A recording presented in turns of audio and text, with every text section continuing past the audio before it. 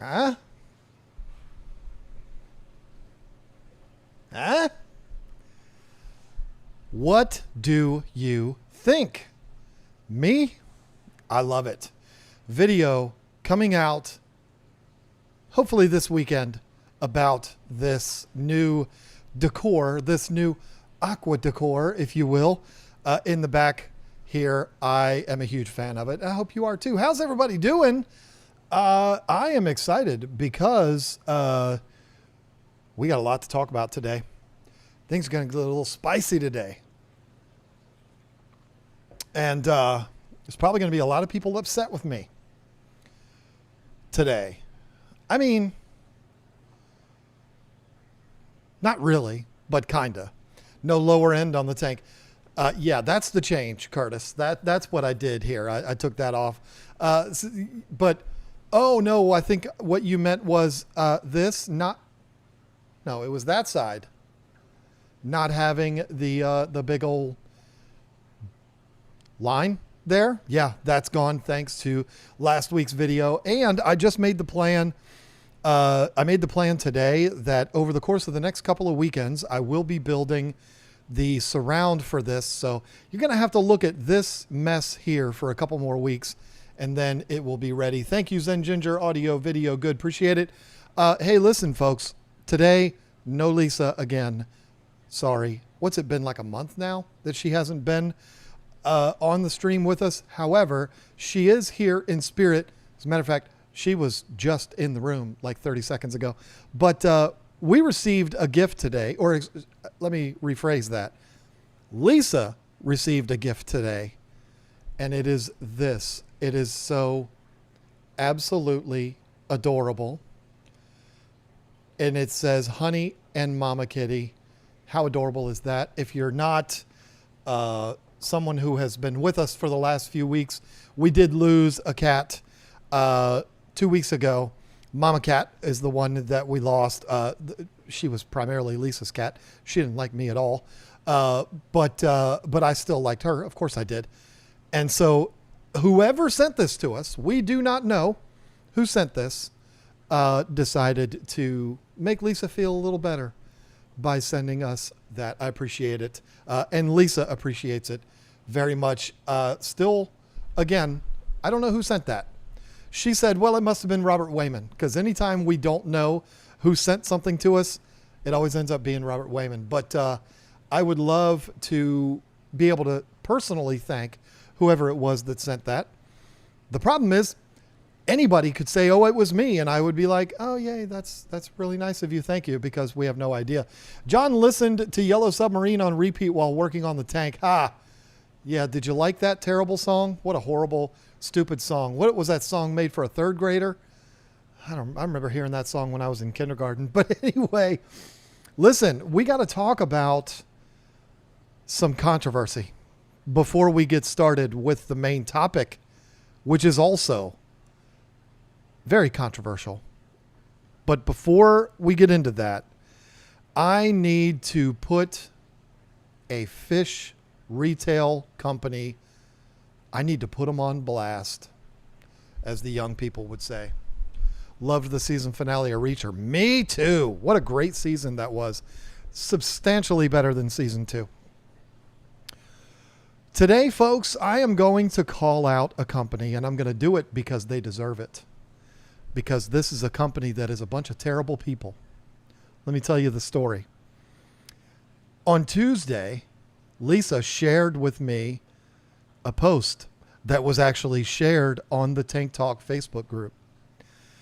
And this post was my dream come true. It was absolutely my dream come true.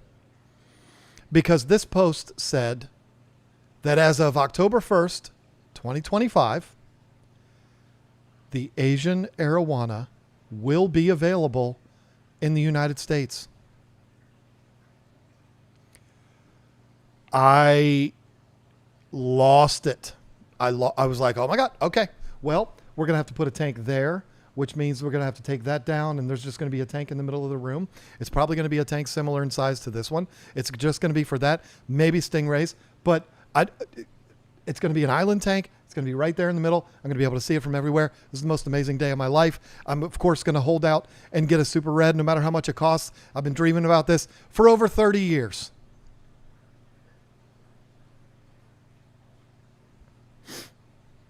Y'all know what Tuesday was, right?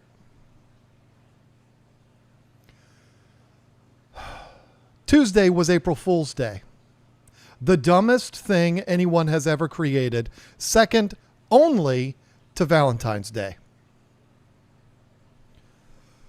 So Lone Star Rare Exotic Fish Company.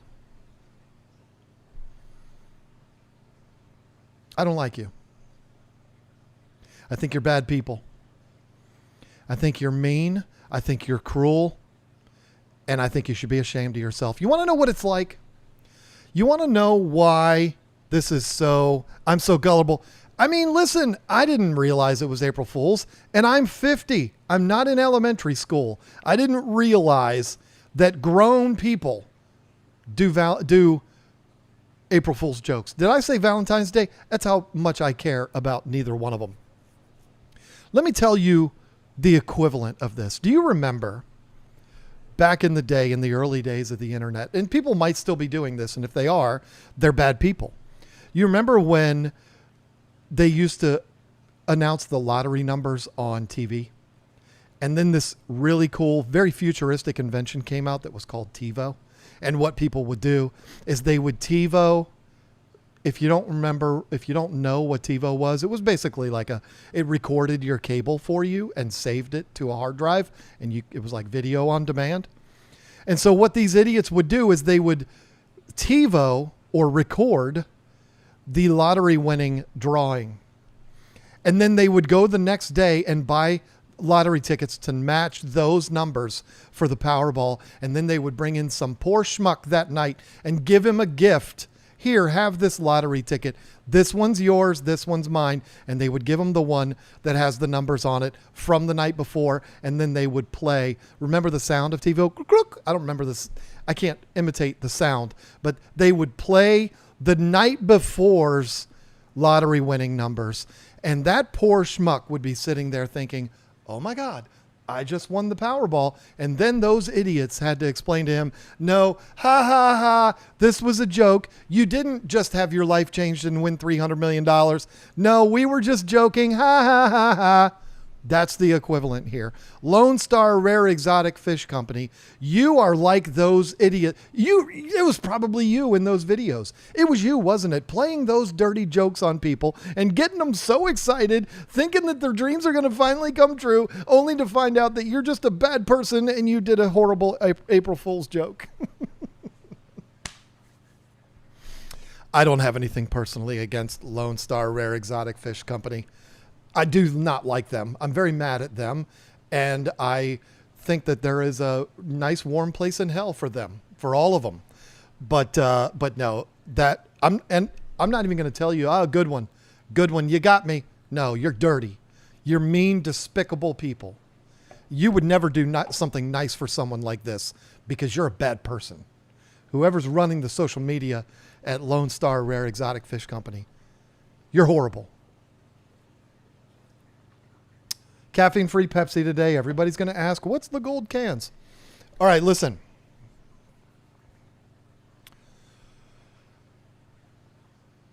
There's something I'm very sensitive about on YouTube, and that is when I put up an intriguing title. Example, last week's video, which was actually this week. I've never really understood why Sunday's the first day of the week, but you understand what I'm saying. The video that I uploaded on Sunday was me lifting this tank to level it off to get rid of that line right there. It was one of the scariest things I've ever done in my life because so many things could have gone wrong with that project. Thankfully, nothing did go wrong, and I'm very happy about that. But I put as the title of that video, this was terrifying, because it was. And it didn't take 10 minutes after it was uploaded for some idiot to put in the comment section, clickbait, LOL.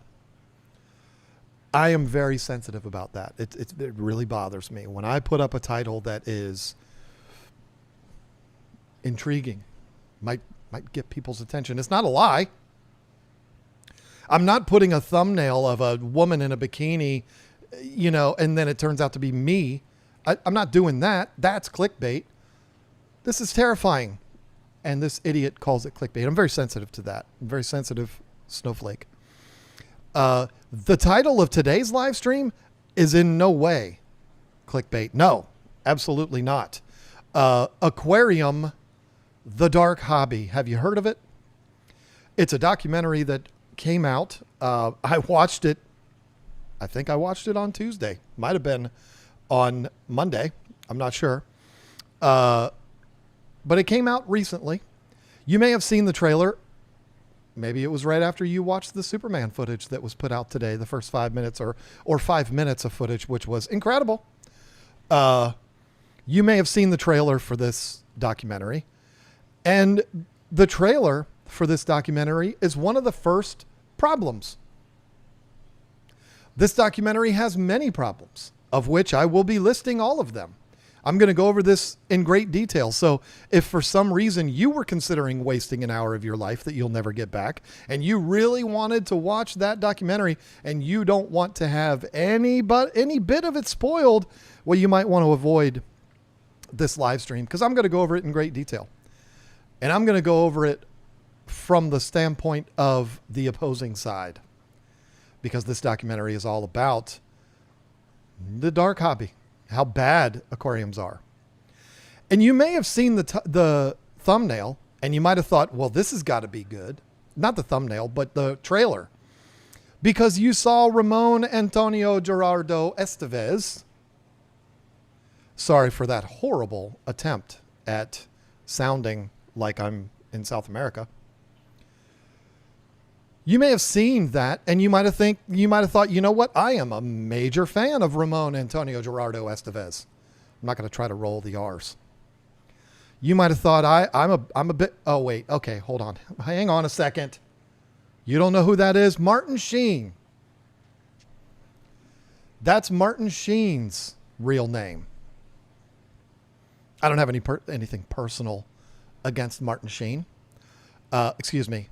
Ramon Estevez. I don't have a problem with him. I think he's a talented actor.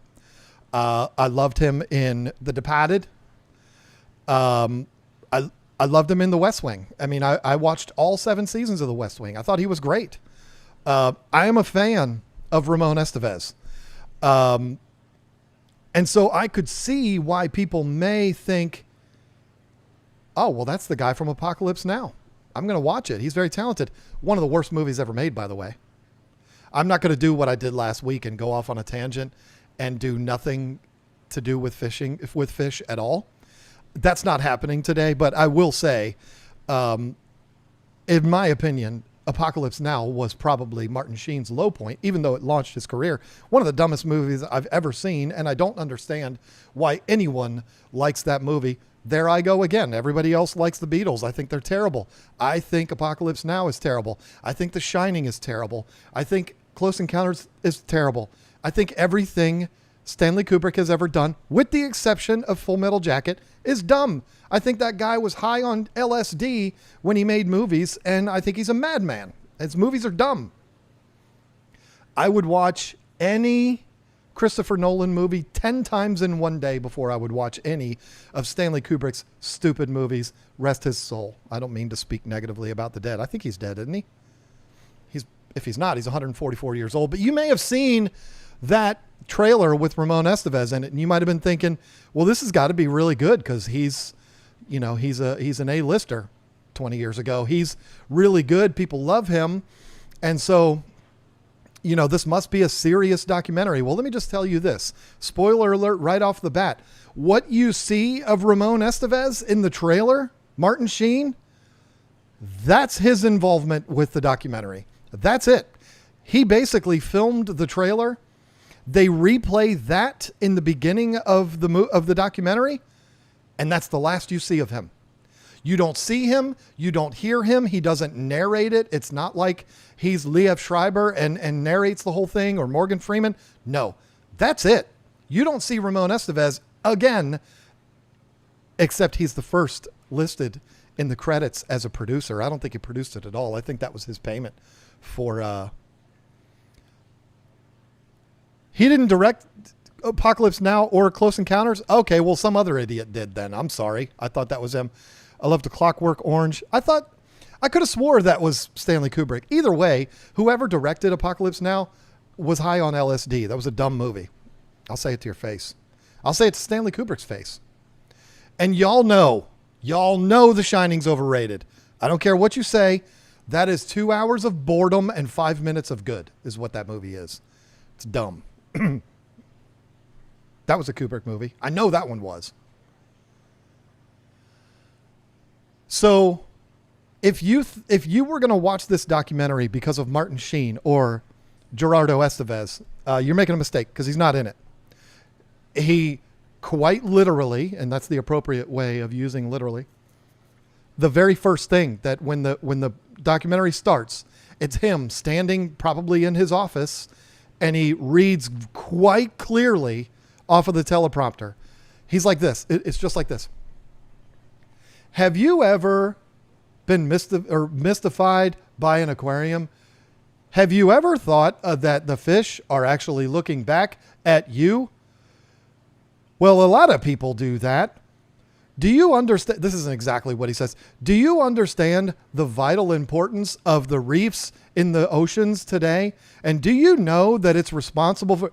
That's what it looks like. He's terrible at reading a teleprompter and making it not look like he's reading a teleprompter. He's a very good actor.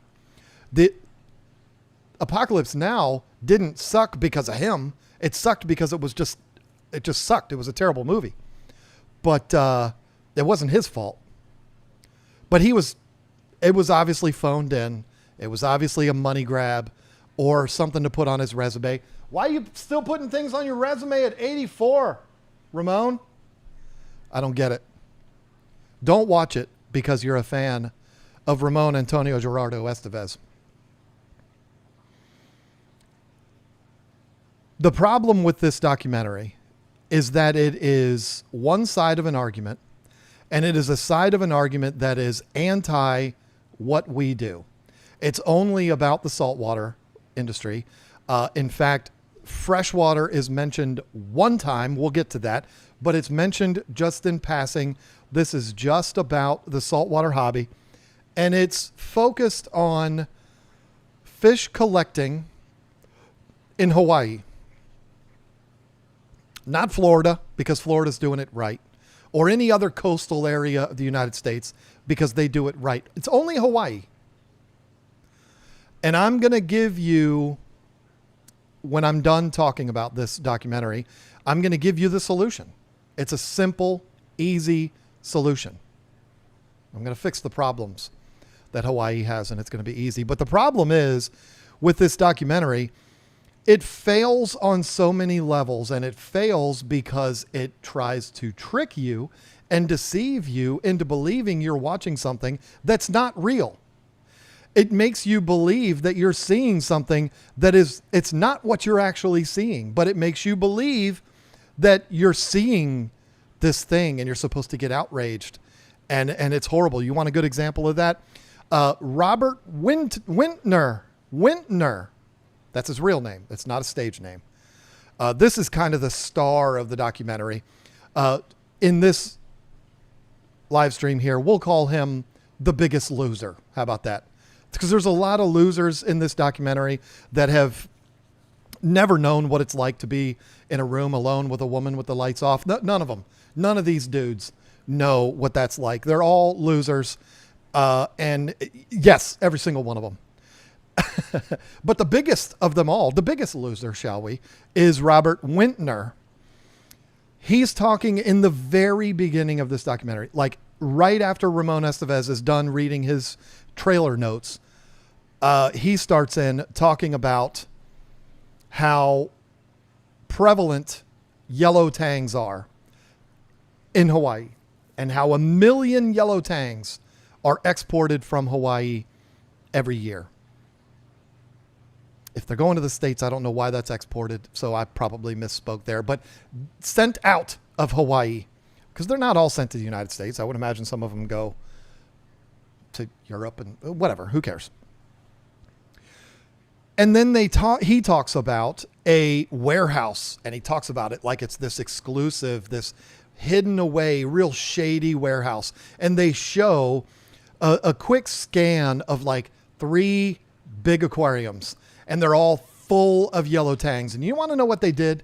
Again, this is how this documentary tries to deceive you. They completely desaturated the footage. It's kind of like, I don't care how you feel about this guy, but you know that this happened. If you remember during COVID, when Joe Rogan made his video, he made a video announcing that he has COVID, and he talked about the treatments that he was receiving. And one of the news networks, I'm not sure which one it was, took that footage and played it on their primetime news, and they completely desaturated it to make him look really gray and pale and green, when the actual footage, his coloring was just like mine. That's what they do with these yellow tangs. They make them look like they're gray and then this dingy, nasty warehouse, when it was probably just Shutterstock footage that was desaturated. It's really embarrassing, but that's not the worst. That's not the worst example of them deceiving you. The next one, again, it's very early on in this documentary, within the first 5 minutes. And it is absolutely hilarious. I didn't catch this one the first showing, or the first time I watched it. I watched it, I think, Tuesday. I did not think that it was an April Fool's joke, even though I could have made the argument that it was. And then I watched it again today, just to kind of, have it be fresh in my mind, because I knew I was going to talk about it with you tonight. I didn't catch this the first time I watched it, but the second time I watched it, it's hilarious. And you just kind of have to see it.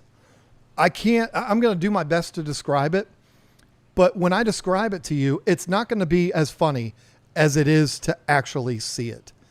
And the only way you'll see it is if you pay to see this documentary. It's only like $5, but still, why would you do that? I'm going to explain it to you, and then you'll understand. You have this guy in full scuba gear, and he's in the water, submerged all the way down in the water, and the bubbles are coming up. And and he's sitting there, and you see him staring at the camera, and he's got his hands like this. He might have been holding something. I don't know. No, he wasn't, because his hands were just out, and he's looking at the camera, and then he kind of goes like this. You can't see his eyes like that, but it's very clear that he was sitting there waiting for or whatever it was from the underwater cameraman, gave him a thumbs up, and he was like, and then he starts acting like he's doing his thing. It was absurd and stupid. And this is the kind of stuff that I'm saying. That thing right there is a very minor thing. And it's one of those blink and you miss it. But it was hilarious. When I was watching that again this morning, I was like, ha! I laughed out loud when I saw that. It was absolutely hilarious. But that's minor compared to some of the other things that happen in here. Again, within the first 5 minutes of this documentary starting, after Ramon Estevez read his intro off the teleprompter, you hear about this horrible, vicious, despicable attack on an activist underwater filming these aquarium collectors. And yes, that's what they call them, aquarium collectors. So what you have, and listen, folks, you have to understand, I'm very passionate about this because these people are trying to take away my favorite thing in the world that's not my wife and my kids and my home, my thing that I'm the most passionate about. I might get a little animated here, and I might say some things that might not be child appropriate. I'm just putting it out there.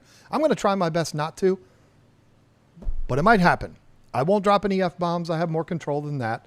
But there might be some H's, some D's, maybe some B's. We'll see. I'm going to try not to, but we'll see how it goes.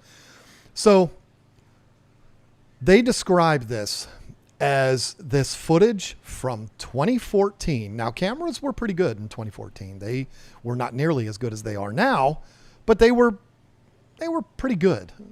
I don't know if they were this good, though. But what you have is this point of view footage. So it's like a woman, I think, with a GoPro on her head.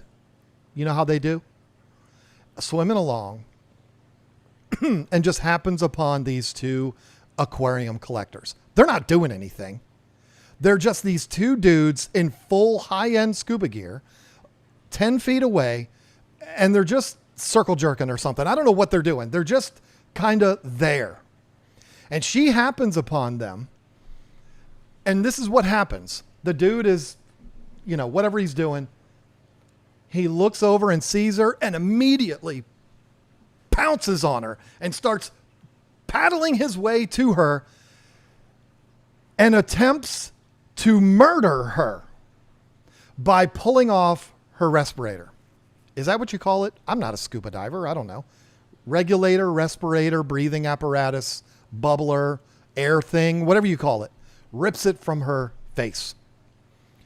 And you're like, whoa. And the camera goes like this. And you see all around. And you see the surface. It's way up there. And you're like, oh man, this lady's in trouble. And then it happens.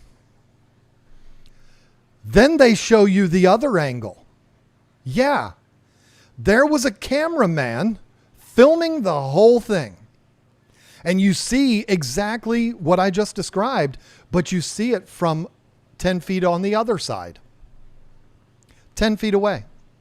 All right, it might have been 15, it might have been 20, but it's really close. It's right there. Filming the two guys jerking each other off. They're over here just not doing anything. You see this broad come in. They're all in matching scuba gear. And then the dude swims over, rips the thing out of her face. And what does the cameraman do? Does he immediately go to render help to his colleague, his fellow activist? No. He makes sure to keep not the girl who is dying. He keeps the camera centered perfectly on the villain as he swims back over and gets back with his colleague again to sit there doing nothing. I've never seen anything in my life that is more staged and more fake than this. I'm not saying this event didn't happen. Maybe it did. But this depiction of it was obviously fake. And it's not like watching old episodes of A&E and like Dateline and stuff like that, where they recreate these crime scenes and it says on the bottom dramatization or recreation or whatever it is that they do, reenactment. No, there's none of that. They want you to believe that this is the actual Blair Witch Project footage that was found of this guy attempting murder. What's his partner doing? Nothing. He's just still sitting there staring off into the distance, wondering when his partner's going to come back, while his partner aggressively swims over and tries to murder this woman from over there. It's the dumbest thing I've ever seen, but they give you this in the first 5 minutes because you're like, oh my God, this is how vicious these aquarium collectors are. Oh my God, this is going to be really serious. Wow. We've got Ramon Estevez, and now we've got these people that I just saw an attempted murder right there on the screen. I'm in. Let's go. Oh. Again, they say the name of this broad that was supposedly attacked viciously. And then they by the way, they do end up saying right away that she found her regulator, breather, air tube, whatever you call it, air stone, and put it back in her mouth and everything was fine. But it's like, and then there's a hilarious scene where, again, the cameraman that filmed this outrageous assault and never even attempted to check on the victim, just made sure to continue filming the cameraman or the villain. Then he starts swimming away and the villain is off in the distance and he goes like this. Like, what? It's so funny. I saw this and I was like, this is the dumbest thing I've ever seen. I would believe this more if it was animated. I would have respected it more if they animated it and they showed like, this is what happened according to this lady. But this is a reenactment. It's obviously, a cartoon. It's so stupid. It makes me embarrassed for the documentary filmmakers. But this is what they did. And oh boy, it didn't stop there. And you're going to hear me say that a lot throughout this talk that we have here tonight. It didn't stop there. It never just stops there. It is, it's nonstop. It's through the entire hour. This kind of stuff continues to go on. The other thing that they did that involves people, footage of these horrible aquarium collectors, aquarium people, is they started talking about all of these different methods that they use to capture fish, to catch fish. And let me just tell you, obviously PETA was heavily involved in this. They're thanked in the credits and all this kind of stuff. And anytime you have a anti-pet documentary, PETA's always involved. And there's one guy in there, and he's a guy that's never played Spin the Bottle. He's a guy that's never played 30 Seconds in Heaven. Like, this is a guy that's probably never even played hide and seek with a girl before. And it's actually listed in the lower third that he's like the public relations person for PETA. Total second biggest loser, second to the Robert guy, the first one. And we'll get into why these people are losers. Don't worry. But PETA is very much involved in this. And I think there's a place for PETA. I think that PETA is one of those situations where it has a place and it's important, but it was taken over by extremists. And this documentary is a perfect example of that. And the lengths that they'll go to make their point is kind of laughable. And the next example of that is when they're talking about these methods that were used to collect fish. First was a thing that they called, I have notes here in front of me, gill nets. And when you hear gill nets, that's horrifying because fish have gills. And the purpose of these nets is not to scoop up fish as they're swimming by. It's you put this net up and you leave it up. The fish get caught and they can't escape. And then they go through, how it's like almost like a crab pot, but for fish. And turtles and seals and little sharks and things like that were also getting stuck in these nets. And so they banned it. Those nets are no longer acceptable. I think they were banned in 2007 in Hawaii. I have written right here, gill nets in 2007 banned in Hawaii. And they should be. I'm with you. All of these ways, all of these methods that are used, according to this documentary, for the collection of these fish, I agree with PETA. They're barbaric, they're terrible, and they should not exist. The second is cyanide. Now, this one was new to me. Like, I'd never heard of this. I'd never heard of, I didn't know you could put cyanide in a bottle. But apparently what they do is they put it in a bottle and it has like a little nipple on the end. You know what it looked like in the documentary? Remember the water bottles that you used to use in your gerbil cage or your rabbit cage? That is an upside down bottle and it has the silver tube that comes out with the ball at the end. And it's so cute because the gerbil licks the ball and the water. That's what this looked like, a little bottle like that. And they would take this bottle that's full of cyanide and they would shoot it into the reef. And it would stun the fish and knock them out. And then they go through and they collect the fish. And then some of them survive, some of them don't. And when you hear that, it's like, wow, that's a barbaric practice. Like, that's horrible. I definitely don't support that. And then you find out, well, yeah, nobody's done that in Hawaii in decades. Well, then why are we talking about it? If that's not a thing, but they said in some parts of the world, it's still common. Okay, but we're talking about Hawaii here.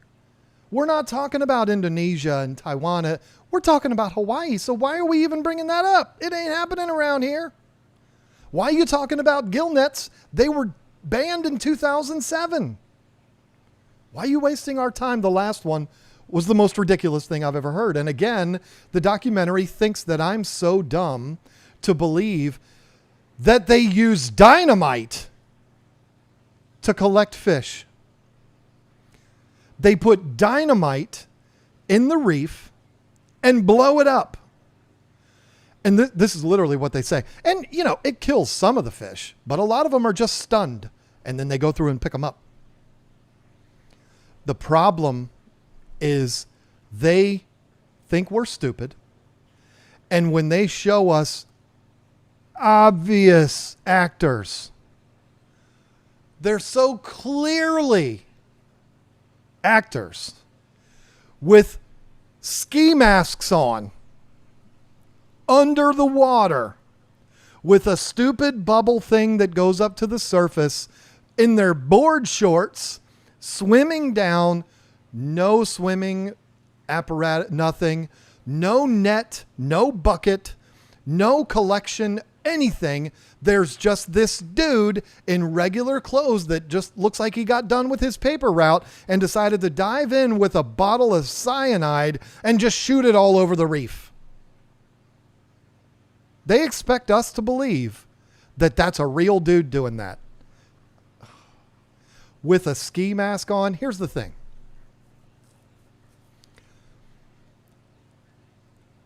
If the use of cyanide is illegal, and you have someone under the water that is breaking the law, is he going to be okay with your dumb camera filming him do it? No. And the thing is, it's not like these cameras are capturing these people committing this horrible, barbaric act from 30 yards away. No, they're right up next to them. It's like, reach out and touch them. They're right there.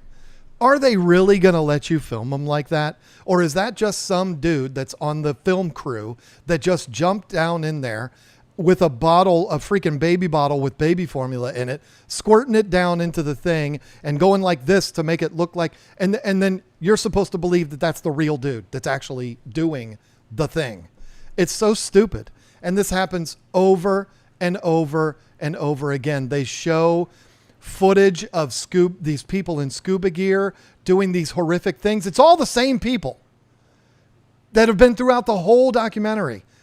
It's all the same people doing different things. It's like, okay, today we're going to film y'all using those sticks and you bang it against the reef and it makes the fish all come. All right, so grab those long poles and that's what we're filming today. Tomorrow, no. Tomorrow we'll do the one where you attack the lady. That's tomorrow. You don't have to worry about that today. That's what it seems like to me. And it's so ridiculous. But the thing is, the worst part about it is they talk about these gill nets. They talk about dynamite, which again, how stupid do you think I am? And then they talk about the cyanide. And then they say, all of these things have been banned. You can't do it. But we just thought we'd mention it to you, that that's how they used to do it. And in some parts of the world, they still are. It's so stupid. But at this point in the documentary, and I'm sorry, I'm going to be really mean here, and I don't want to be, but because it involves talking about another YouTuber, and I feel bad about doing it, but I kind of have to, because I was put here to speak truth to all of you. I think at this point, they looked at this documentary and we said, okay, we've got this one like old white dude, loser guy that's never had a girlfriend and doesn't even know how to play spin the bottle, wouldn't know what to do if the bottle landed on him. We can't rely on him for the whole thing. And he's already a very unlikable guy in this documentary. You had Ramon Estevez in the very beginning that was obviously just a paid shill. Nobody's buying a word that he said. And now we're showing all of these ridiculous reenactments and pretending that they're real. We need to do something to connect to the young people. How do you connect with the younger audience? And some young idiot stood up and said, I know. You bring in a social media influencer. That's what you need to do. You need to have a social media influencer, and then we need to have a couple of former aquarium store employees. We need to have them talk, and they need to be young and hip, and that's how we're going to connect with the young audience. And so the first thing that they do is they bring in these two former, I don't know why I just did that. It just happened. I'm sorry. Former fish store employees. And this one guy, it's, I mean, he's exactly what you think. When I tell you the kind of person, and I don't mean a particular race or a particular political persuasion or anything. I'm just saying when I say a person that is on a documentary that is an activist talking about how horrible it was working at a fish store, the guy that you have in your head, that's the guy. We all see him, right? With the gauged ears and the lip ring and the little hat, and it looks like he's just come down off of his meth high.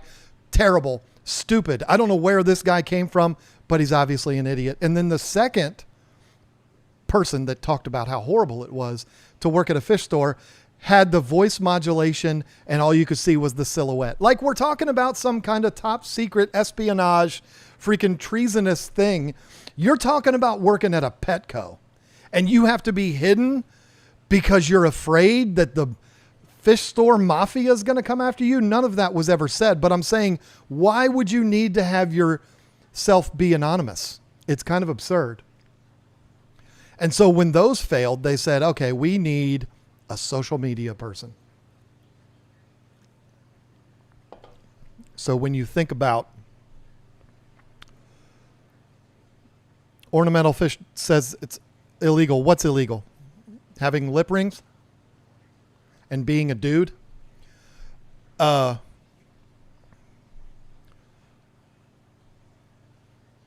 you think about high level salt water, and again, forgive me here, okay? Forgive me, seriously. When you think about reputable, knowledgeable beacons of the saltwater world from YouTube, who comes to mind? Not freshwater, because it would be, it would be Joey, it would be Corey, it would, you know what I'm saying? But saltwater, who do we think of? Was it Jake Adams? No. Rest his soul. Was it Mark Levinson? No. No, he's not big enough. I know. Mr. Saltwater Tank. Mark Callahan. No. That guy's a pro. I mean, no, not him. Joe, stop trying to get me in trouble here. Oh, cyanide's illegal. Yeah, it should be. I mean, that's absolutely absurd. If they do that, it's barbaric, and I am with them 100%. That should be banned. Maybe they picked Bulk Reef Supply. I mean, they're a big saltwater YouTuber, right? No, they didn't pick them. They picked Taylor Nicole Dean. Now listen, I don't have anything personally against Taylor Nicole Dean. I'm sure she's a very sweet girl. She's been through a lot. And if I'm being honest with you, I feel bad for her. And I think her parents should be ashamed of themselves. If you don't know the story, just look it up. I'm not going to tell you, but her parents should definitely feel sorry her parents should be ashamed of themselves. This was a young woman that went through a very hard time and nobody did anything about it. And a real parent would have stepped in and said, hey, no, this isn't happening. Similar scenario happened in Lisa and I's relationship. Nowhere near as extreme as Taylor Nicole Dean's, but it was going to get there. Our daughter was in a bad situation with a dude. She shacked up with the wrong dude, and he was trouble, and he was a nightmare, and he was starting to cause serious problems. And she let Lisa know about that. And what did Lisa do? Did she say, it'll all work itself out? No. She said, okay, what are we going to do? We got to get her out of there. How are we going to get her out of there? That's what has to be done, because that's what a parent does. But no, Taylor Nicole Dean was just left to rot and figure stuff out on her own. And if I'm wrong about Taylor Nicole Dean's parents, then I apologize. But when my daughter wanted to get out of that house, what did I do? I got in the truck and I drove over there. Was I ready? You better believe it. I didn't have to be ready though, because as soon as I pulled into the driveway, the pipsqueak dude that was the problem got in his little white Ford Ranger and busted ass through the yard and took off through the trees and took off, and we never saw him again. But we got her out of there. So there you go. And Lisa deserving 1,000 times more credit than me. We're not heroes. We did what a parent does. But that didn't happen in Taylor Nicole Dean's household. And it appears, because I saw her in the documentary, I was like, okay, I wonder what's going on here. And so I went to her channel. It appears that she's doing very well now. And I'm very, very proud of her. She's a young woman that got mixed up with some stuff. And it's very unfortunate. Having daughters her age, I feel bad for her. I do. Addiction is a real, you-know-whatter. It is a powerful, powerful thing. And so there you go. But they decide that to connect with the young audience, they're going to bring in the young, hot, over 1 million subscriber Taylor Nicole Dean. They don't bring her in and interview her. No, they just take clips from her videos. And the one video that they take a clip of, the first one, is from like 9 years ago. She was like 19 years old. And she worked at a Petco, I think, at the time. Or she worked at a pet store. I don't know. That's one video I've watched of hers. And then I watched the video of hers where she actually explained everything that went down with her. Those are the only 2 videos I've ever watched of Taylor Nicole Dean. And so I don't have opinion of her one way or another. But what I do know is the internet basically rejected her, like they do to so many people that have a hoarding problem when it comes to animals, because she wasn't just a saltwater aquarium channel. I think she did like 4 aquarium videos. The rest of the videos were reptiles and little critters and, you know, little animals, little cute little things. And she was very successful, became very popular, and just got mixed up with the wrong dude. It's a story that's been written 1 million times. But the internet, I'm not saying I rejected her, because I don't know I don't know anything about her, but, well, except for what I've talked about today. But I'm saying I don't know anything about her content. I didn't reject her because she doesn't do videos that are for me. I don't watch hardly any saltwater content, and I don't watch videos about, little rodents and spiders, and that's just not, I'm not into that. So I really don't know much about her content, but I've heard what people be saying. And they're like, she's a hoarder. She doesn't take good care of her animals. She's terrible. She's this, she's that. That's who you chose to be your hip YouTube representative in your documentary. And hey, Taylor, why in the world would you be watching this? But if you are, I sure as hell hope you got paid for that. I hope you didn't get conned into believing you were participating in some kind of a documentary that's going to save the world, and you were duped into having clips of you be put into a documentary that's trying to take your hobby away. I hope you got like 50 grand. I really do. She probably didn't. They probably just, you know what they probably did? Exactly what I just said. They probably reached out to her and said, hey, we're doing this documentary. We're going to save the world. Can we use clips? And she was like, sure. Or they just took them and didn't even ask permission. We'll deal with it later. Who knows? But I don't think that was the right choice. I think the right choice would have been Jake Adams. And I'm not saying that because he was a friend of mine. And I'm not saying that because he passed away. I think that his knowledge is top notch. And, Taylor Nicole Dean isn't making videos anymore about aquariums. As horrible as it sounds, neither is Jake. So what's the difference? Use actual, reputable, respected, no offense, Taylor, respected people in the saltwater world. Use some Jake Adams videos. You think Mark Callahan would have said no? Well, he probably would. Of course he would have. Nobody would have agreed to it. unless they were duped. Again, there's no way Jake, when he was alive, would have been duped into something like that. And I don't think Mark Levinson would either. I've only had one talk with Mark Callahan, and he kind of diva'd me. And so I could care less about that guy. But I think he's probably too smart to do that too. And it was kind of funny because I'm like sitting on 500,000 subscribers and he had like 30,000 and he diva'd me. I thought it was hilarious. Anyway, I'm not a diva, I promise.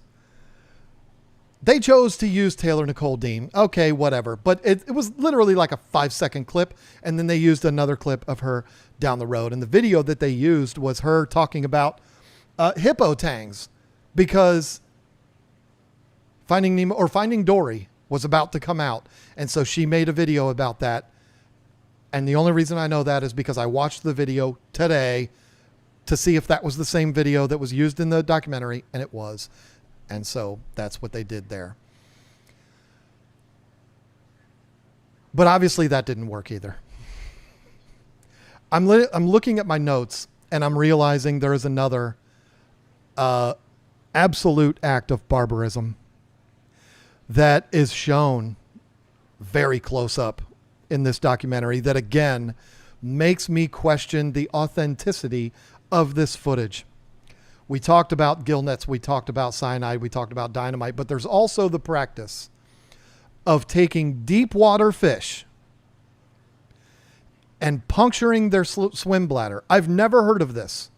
Puncturing their swim bladder so that they cannot swim away. How do they do it?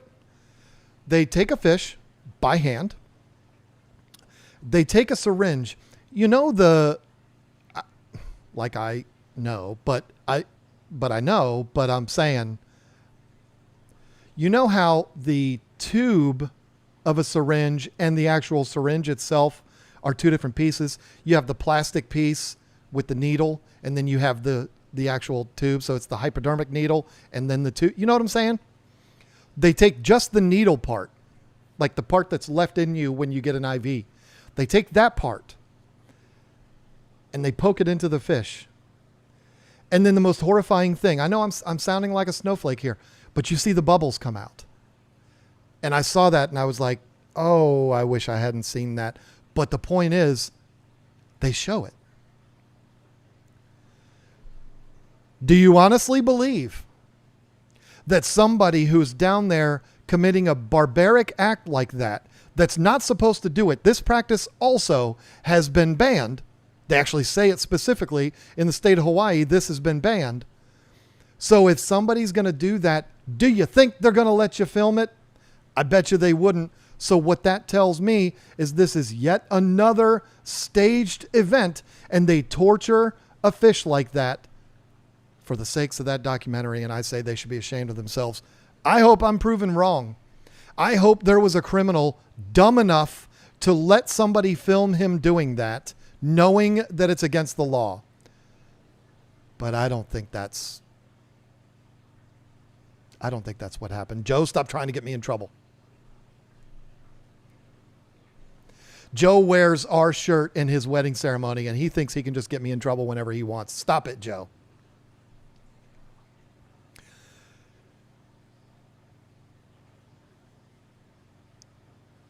I had to refer to my notes because Joe messed me all up. One of the funniest things about this documentary that you should not watch, if you want to watch something, watch the new Daredevil. There's no need. It's free if you have Disney Plus, and you don't have to get pissed off. Or watch Reacher. Everybody has Prime.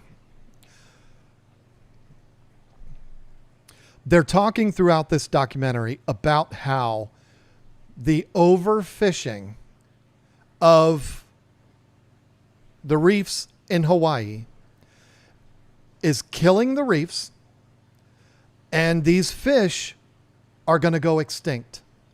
If we don't stop this from happening, if we don't stop these fish from being removed, these reefs will never recover. They will be devastated. It will be like the Saharan desert underwater.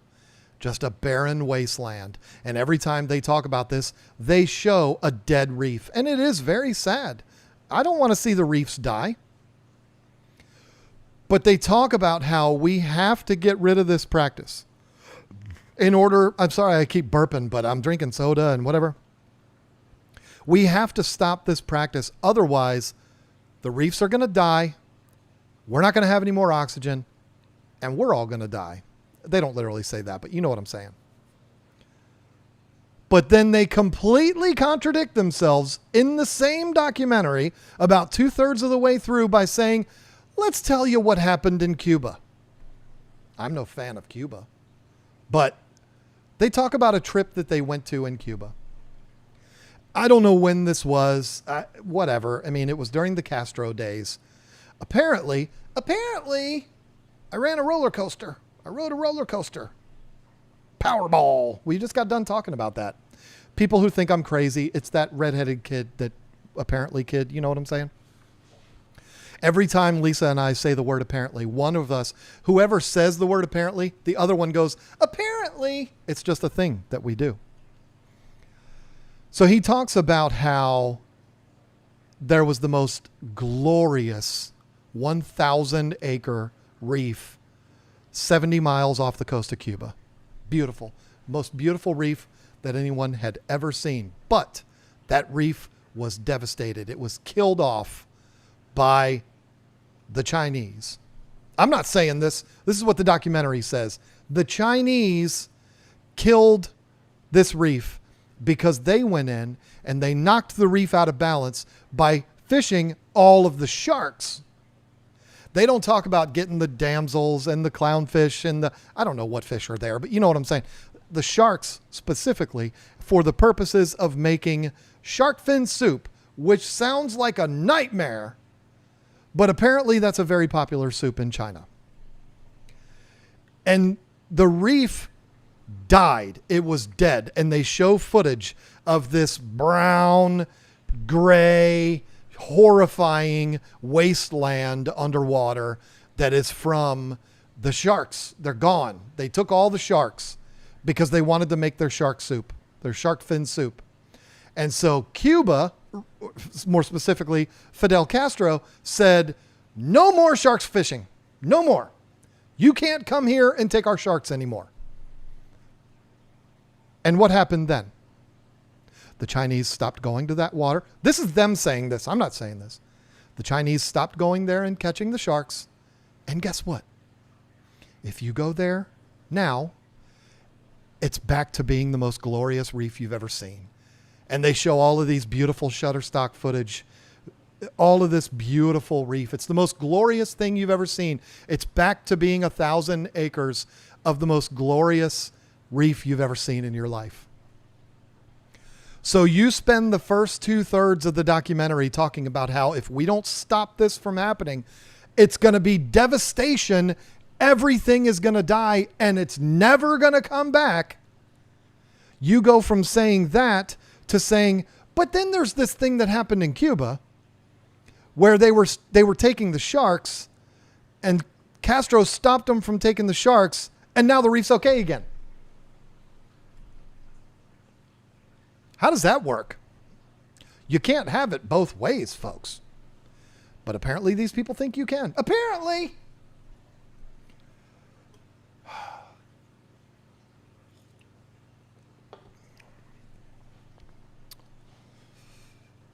So now we've spent time with a bunch of losers. The biggest loser. We've spent time with Taylor Nicole Dean. Very short amount of time with Ramon Estevez. And we've been told that this is just the horrible hobby. But then there's this woman who looks like Glenn Close that brings up a really good point. And it's a point that I am 100% behind. She says, well, they should just start aquaculturing these fish.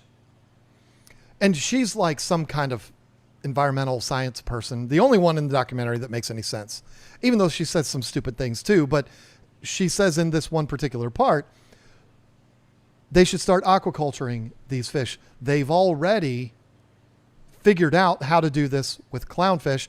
And I think there's some others that they've done too. maybe Chromis or so. I don't remember. They're not saying this in the documentary. This is me, John, saying this, but we know that they're actively and successfully breeding clownfish, but I don't know about others. I know there's more than just clownfish, but she's actually supporting that idea. But then we get to my favorite person in the documentary. And oh, by the way, the second clip of Taylor Nicole Dean is her talking about how she got 2 new clownfish, and she's showing those, and she's saying, I always try to buy mine as captive bred. Good for her. That's all they show of Taylor Nicole Dean. So with them only showing her for a few seconds like that, I shouldn't have gone off on her the way I did, and I apologize for that. But again, I'm sure Taylor Nicole Dean is a fine young lady. I do genuinely feel bad for her, and I feel bad for everything I said except for the parts about her parents. But we get to my favorite guy in this documentary, and he is a guy that has never been alone in a room with a woman with the lights off. He's never, or a man, I don't know which way he goes. He's never known what that's like. He's never known what it's like to have another person involved in his life. And so because he's so miserable, he takes it out on everyone else. And he's the guy that says something that I've said a million times, which means he's very smart, right? He says, when I was a kid, and he's like a British guy. I'm not going to do the accent, but when I was a kid, my parents got us 2 fish, and they were named like Fish and Bowl. I don't know what their names were. And they died, because I didn't know what I was doing. But he says it, sounds very smart when he says it, because British, you know, and they died because I was uneducated on how to keep these fish, and I didn't know what I was doing. And so therefore, there should be no such thing as people keeping fish in glass boxes. Because I was stupid and I didn't know what I was doing and my fish died. Everyone should be punished, because of course everyone is as stupid as me. This same dill hole comes on after the woman that looks like Glenn Close, and he says he thinks captive breeding fish is horrible for the fish. Do we really think it's right? And he sounds, very British, so he sounds very smart. Do we think it's right to breed these fish in a barren vessel of some type, where they have no stimuli, they're just in this bowl or this vat, there's nothing else in it, and they're on a feeding schedule, they eat perfectly, balanced meals 3 times a day, and there's no threat of predators, and do we really think that's a good idea? No, we shouldn't do that either. So over and over and over again, this documentary is contradicting itself. The reefs are going to die and they're never going to come back, except for that time in Cuba where they stopped taking the sharks and everything came back and it was perfect. We should breed these fish in captivity. No, we shouldn't, because it's not good for them to have 3 balanced meals a day and security from predators. What? It is all dumb.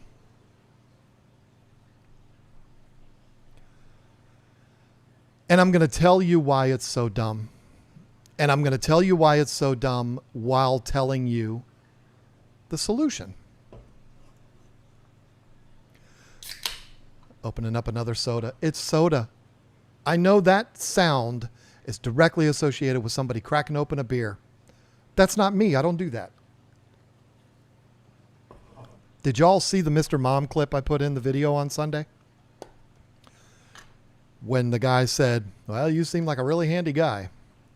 That was right after Michael Keaton said to him, you want beer? It's funny. It's not pop, it's soda. I'm from the South. We don't call it pop down here. Yin's up there north of the Mason-Dixon line. Y'all call it pop. No. I actually call all soda Coke. It is caffeine free. Thank you, Jennifer. because I don't want to be up all night. I'm already on Ambien. I mean, I don't need things to keep me up. Changed my life, by the way. Anyway, listen. The solution to this problem is very simple. They should do what every other wildlife preservation thing has done with every other animal. And that is regulations. The problem here is the state of Hawaii. All due respect, I love Hawaii. I'd love to go there. But they're the problem here. They're the ones that are not doing what needs to be done to make everybody happy. Facts are just facts, okay? They don't have this problem in Florida. And I'm not making this a political thing. I'm saying they don't have this in Florida. Why? Because Florida has very strict rules. They have very strict regulations. I'm one of those people that believes the government should stay out of our business. However, when it comes to things like this, things that impact everybody, it's absolutely where the government should step in and say, hey, listen, this is how we're doing things. But the problem is the state of Hawaii continuously denies these people. But it's not entirely the state of Hawaii's fault. Here is the biggest problem, and buckle up, because given the current climate, there are going to be people that are going to just automatically be pissed off when they hear this name. And if you are, I really don't care. There is such thing as taking activism too far. And this is what I believe that PETA does. Because PETA's resolution to everything is, well, Michael Vick sucks, so nobody should have dogs.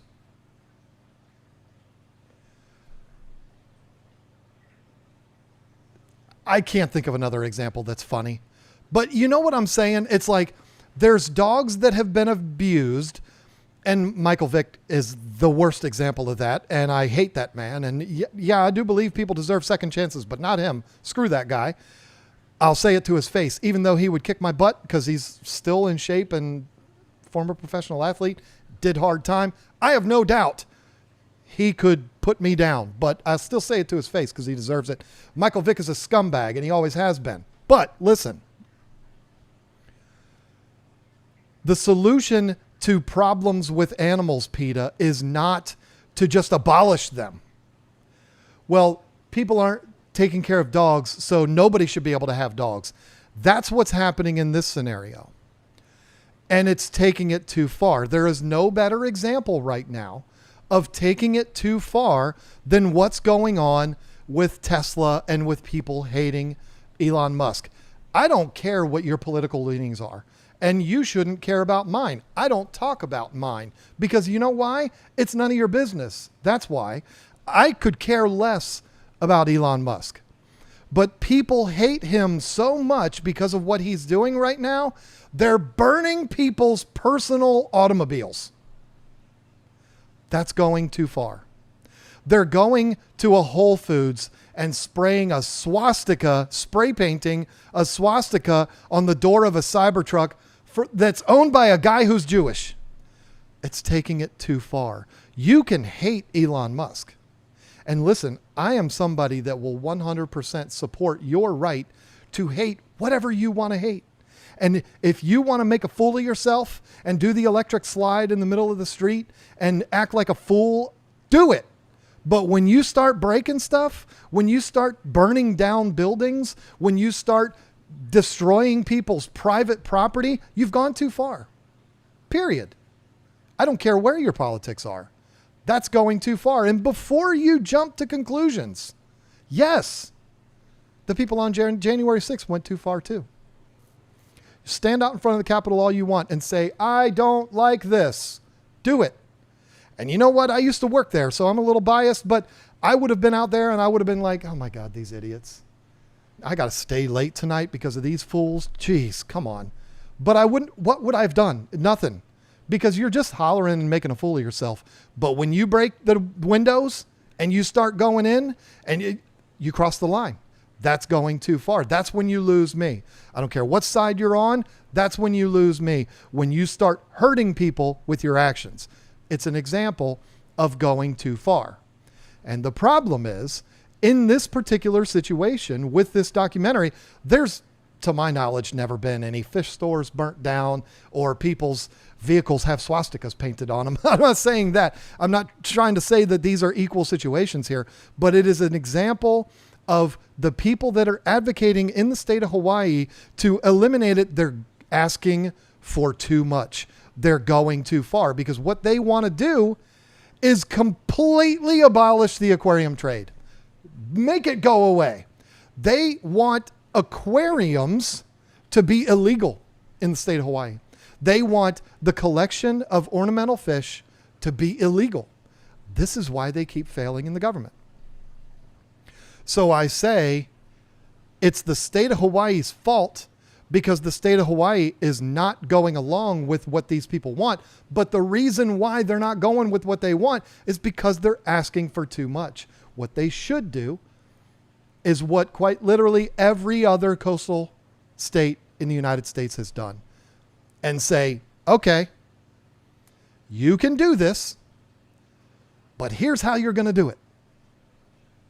You're going to collect fish from this date to this date, and that's it. And then once that date expires, you can move on to this other area. And we let this area recover. And then you go to this other area. And then it moves on from there. If you don't want to do the traveling, find a new job.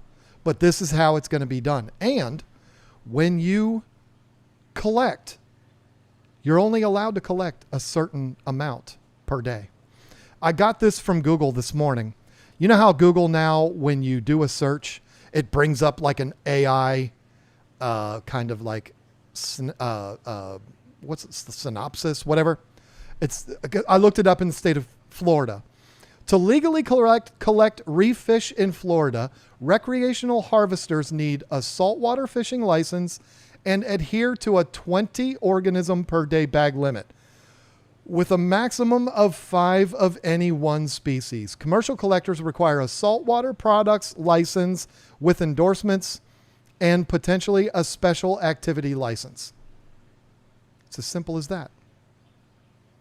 Now, what's happening in Hawaii now, according to this documentary, is fishing is wide open 365 days a year because it's always warm in Hawaii, apparently. I've never been to Hawaii. I'd love to go there. It's beautiful. Everything I've ever seen of Hawaii is beautiful. I've always wanted to go there. But apparently it's 365, 24/7, wide open. And that's a problem. It's a problem on this side of the government, and it's a problem with the PETA people, with the losers that are in this documentary. What they should be doing is going to the government and saying, okay, I realize for 20 years we've been fighting you and losing. We're not going to win this. I get it. But how about we do it like this? Or maybe the government of the state of Hawaii, not the federal government, could go to these losers and say, listen, we're going to compromise with you losers here. And this is what we're going to do. We're going to have certain times a year and we're going to have certain zones, and people can only collect a certain amount from these areas. And if they're found to be in violation of that, they'll have their license taken away and blah, blah, blah. That's how it's done. Why do you think there's such thing as deer season? I live in rural North Carolina. When deer season's coming, the entire vibe of my county changes. It's not me because I'm not a hunt guy. I don't really care. But you'll overhear conversations with the ladies at the grocery store and they'll be like, yeah, I'm not going to see my husband for 2 weeks because deer season's starting tomorrow. It's just this whole vibe. Everybody loves it. Why? Because deer season. And when it's deer season, that's when you're allowed to kill deer. Do you think that you're allowed to just go out there like Grand Theft Auto 5 and just mow down as many deer as you want? No. You can only shoot a certain amount. You have to shoot them a certain way because there's bow season and rifle season. I don't know why, but there is.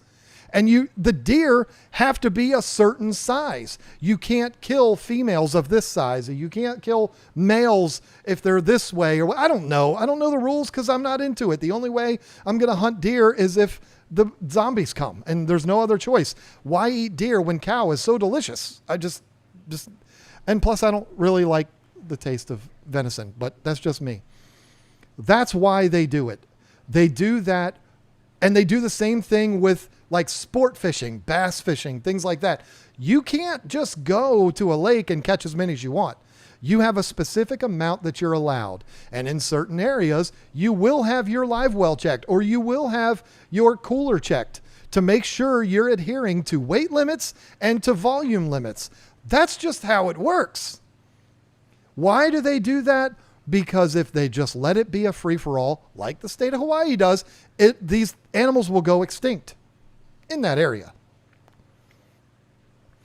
I can tell you right now, if deer season was year-round in rural North Carolina, there'd be no deer. Deer would not exist because we've got a lot of rednecks around here. The rednecks would take care of them, I promise you. But the reason why they do that is because we need deer. I don't really know why, but we need deer. And if we don't have the rednecks controlling the population of the deer, they're going to get overpopulated, and there's going to be article after article that Lisa's going to share with me because she just thinks that I like to stay depressed, and she shares with me all the doom and gloom articles that happen around us. This person was hit by a car today. There was a shooting 40 miles from here. I don't know why she tortures me like that, but she does. And she would be sending me posts from social media every single day about another person getting killed in a car accident because they hit a deer. It would be every day. It would be a problem. Other wildlife would starve out and die. There would be mass hysteria. It would be deer anarchy if they didn't allow the rednecks to maintain the population of those deer certain times a year in certain areas with certain weapons. Again, I don't know why they do that, but that's what they do. And that's exactly what they should do with the fishing industry in Hawaii. Is you can catch yellow tangs. Just don't turn all the saturation down when you show the video like they did in that. If you haven't been listening from the beginning, you have no idea what I'm talking about, and that's okay. You can catch 5 yellow tang per day for the next month and a half. After that, you're SOL. You got to go down the line, 375 miles that way or to the next island or whatever it is, and that's when you can That's when you can fish for yellow tangs for the following month and a half. If you don't like it, tough, you know what? This is the rules. This is how it is. Done. If the government and the losers from this documentary would get together and come to a compromise like that, everyone would win. I don't understand why they don't do that. No, I do. I do understand. Because the nerds at PETA want it all. And I say PETA because they're involved in this documentary. It's not just PETA, but the people in this documentary, that's not good enough for them. They want this aquarium hobby gone. Gone. It's not right. It's mean what we're doing here. It should be taken away from us. They don't consider the hundreds of thousands of jobs across the country, let alone the world's probably millions of jobs that support the aquarium industry. They don't consider that. It doesn't matter. I don't like it. Therefore, it should just disappear. I wonder,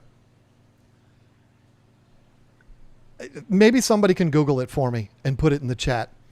I'd like to know the ratio of like herring, tuna, sardines. I'd like to know how many of them are pulled out of the ocean compared to aquarium fish. You know what I mean? Like for every one aquarium fish, there's probably 100 tuna that are pulled out because everybody's got to have their cans of tuna fish and they got to make all the cat food and the dog food and all of the other stuff that they put disgusting tuna in. Yes. Tuna's disgusting, and I'll say it to your face. It's gross. Yuck. The only way I would ever eat a can of tuna is, again, if the zombies came and there was nothing else. I'd eat dog food before I would eat a can of tuna, as long as the dog food doesn't have tuna in it. I feed Reacher a can of dog food every day. It smells delicious. If I was desperate enough and the zombies were over there and I couldn't go to the store, I'd eat it. Why not? But I guarantee you there are way more food fish ripped from the ocean and killed than there are aquarium fish pulled from the ocean. How much you want to bet? Everybody loves fish to eat them. I don't. I think it's gross. I grew up my family was from the northern neck of Virginia. That's fishing territory. That everybody eats fish and crabs. I'm the only idiot in my family that would be sitting at the end of the table like this while everybody else is eating crabs and having such a good old time. And I'd be like, oh, it's gross. I don't want that. It's nasty. Tuna's not yum. Uyo. I don't know how to say your name. Sorry. It's gross. I said it right to your face. I would be willing to bet it's probably 10 to 1, if not 100 to 1. I bet you it's 100 to 1. Fish pulled out of the ocean for food versus aquariums. Are they trying to shut them down now? I bet they're not. Doesn't that have an impact on the environment? I bet you it does. But they don't care. They'll pull the salmon out. They know when the salmon go upstream to spawn. They build ladders for them. They do it all. They know when are they trying to shut that down? No. People like watching them go up the steps in Michigan. It's cool. I think it's cool too. I mean, I don't have a problem with it. I don't have a problem with people hunting. I don't have a problem with people doing all the things that they do. I don't do it, but that doesn't mean it's bad. And that's the problem. These people need to understand that just because you don't like it doesn't mean that it needs to be shut down. You've shown no proof to the government that this is having long-lasting environmental effects. And then that's exactly why the government hasn't gone along with your stupid plan to abolish the aquarium industry altogether. What you should do is you should compromise and come to an agreement. Like I said, we're going to heavily regulate this. I'm not a government regulation guy, but there are times where it's appropriate for the government to step in and say, this is how it's done. And the state of Hawaii is not doing that for you, losers, because you're asking for too much. You're going too far. Stop burning Teslas and start compromising. Bad analogy, but you understand what I'm saying. Stop acting like an idiot. Act like an adult, and we can talk about this. That would get you a lot farther than just saying, no, I don't like it, so you should get rid of it. That's so stupid. You're never going to get a girlfriend behaving that way. You're never going to know what it's like to be alone in a room in the dark with a woman. I'm sorry, Robert Wintner, you're never going to know what that feels like. Because you're asking for too much. Stop it. Be a normal person. And you might win. Whew. It's hot in here, y'all. Lisa was in here a little bit before I started live streaming, and I was like, oh, it's hot in here. Put the AC on. She was like, no, it feels good. Like, are you crazy? It's hot. Don't waste your time with the Ramon Antonio Gerardo Estevez documentary, Aquarium, The Dark Hobby, because it's not Ramon Antonio Gerardo Estevez, better known as Martin Sheen. It's not a documentary starring Taylor Nicole Dean. It's just a bunch of stupid people asking for too much and losing over and over and over again. So don't waste your time. I think I paid $5 and I also saved you $5. So you are very welcome. Speaking of $5, Kevin Ollery said, Cal insisted that I get on here and say hello for him. I just downsized tanks again, down to 8, and they look great. 8's not a bad number. I'm willing to bet, Kevin, you're not still in here because that was at 7:13. But good to see you again, and give that cat a kiss for me, and watch the extended footage that was put out today for Superman. It looks really good. Marine, Josh, John, are you okay? You seem angry. I was angry. It's just because it's hot in here and I'm sweating. I actually feel really good. It's just hot. Finsanity gifted 5 memberships along with Dennis. Thank you, gentlemen, both of you, very much for that. That was very kind of you, Joe, even though you're trying to get me in trouble. John, can you break down the structure of a needle again? It was spot on. Not that I know. It's the part that gets left in you with the IV, and then you have the tube part. That's all it is. That's what they use to puncture the swim bladder of fish, and it's barbaric. And apparently the criminals that do that allow people to film them. Just like the people allow themselves to be filmed committing attempted murder. Yeah, that happens too in that documentary. Naomi Tolino, let me get this out of the way. Welcome to the team. Became a member. Welcome. Very, very happy to have you. Forgot Jewel Art. Thank you for watching stuff so we don't have to. Oh, trust me. I saved you from a bullet on this one. It was terrible. Zen Ginger, I'm apparently at 5.5 years. Don't you start complaining. You got 6 months. Don't do it to me, lady. You're starting already, and I won't tolerate it. I will not tolerate it. I will sick Lisa on you. Luke McClure came in and became a new member. Luke was like, you know what? I kind of like the way John's talking here. Speaking from the heart, talking passionately about this documentary. I want to become a member. Thank you for becoming a member, Luke. That is very cool of you. Let me see what we got, what y'all are talking about in here. Why are we watching documentaries when you could be watching Reacher? I'm done with Reacher. That's why. You think I didn't watch the season finale the night that it came out? Come on. Who do you think you're talking to? Here goes Mama Bear. A quick Google search showed fish for food is approximately 1 to 2 trillion from the ocean a year globally. Ornamental fish from the ocean a year is 20 to 30 million. If that's true, what? Why isn't Ramon Antonio Gerardo Estevez, why isn't he producing a documentary of which he had no part in to eliminate the fishing for food industry? If it's 1 to 2 trillion, which that number probably is real, because you think about sardines and I mean, so much. How many fish have to come into the ocean just to supply McDonald's and just to supply Burger King and Long John Silver's, which I don't even think exists anymore?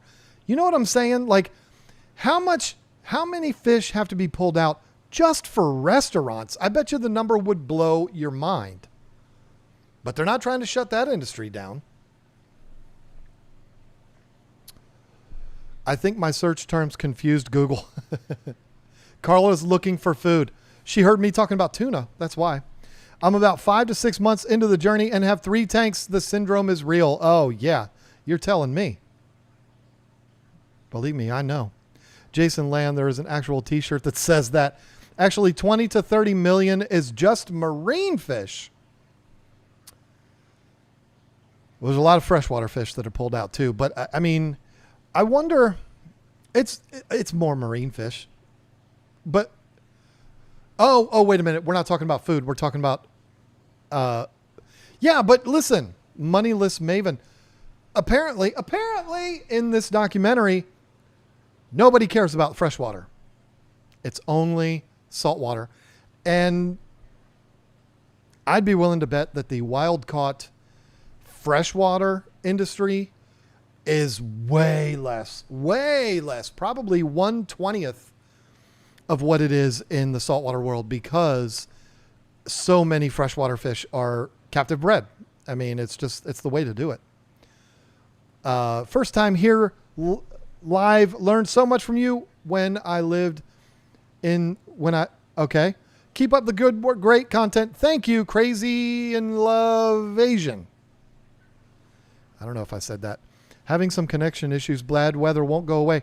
Yeah, I've been watching the numbers fluctuate like they used to back in the day. So I'm wondering if that storm is affecting my internet too. Although it's not storming at all here. And even with the lower amount of aquarium fish taken, the economic benefit is way better. Otherwise, a lot of these same fish would be taken for food by the communities too. Yeah, I mean, it's an interesting thing, and I wonder about that.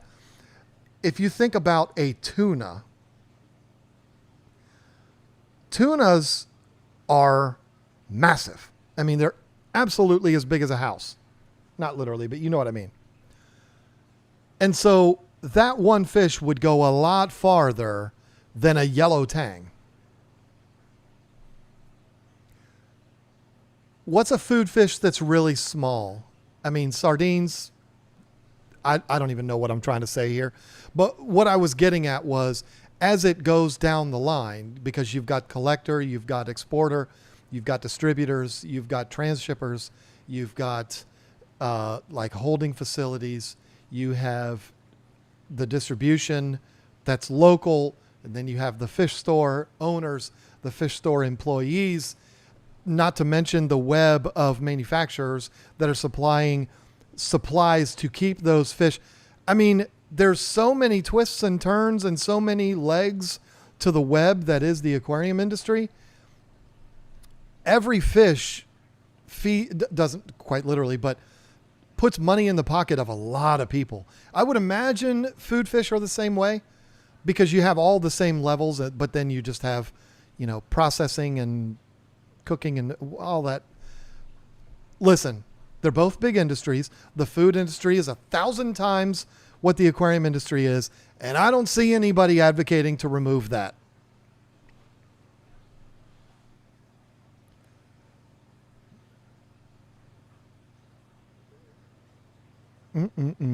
Wild caught freshwater is about 20 million. A total of 50 to 54 million aquarium fish are caught each year.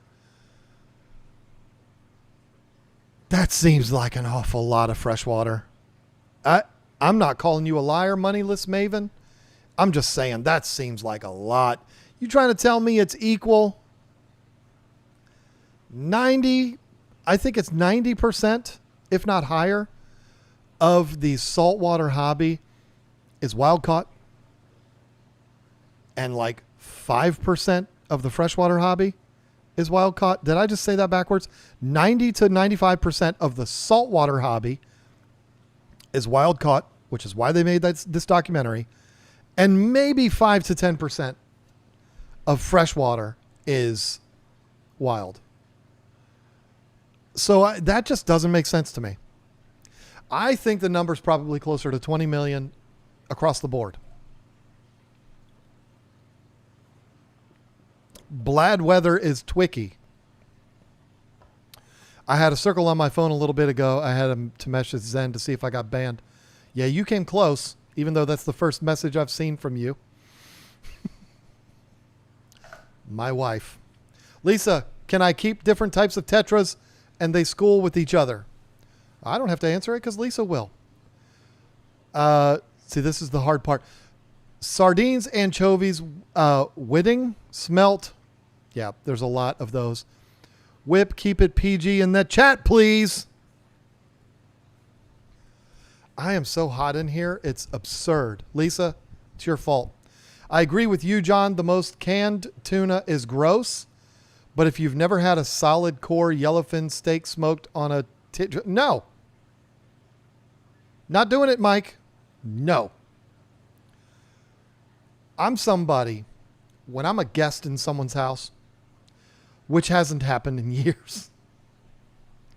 Lisa, who was the last, other than family, the last time we were a guest in somebody's house was probably the Adams in Chicago.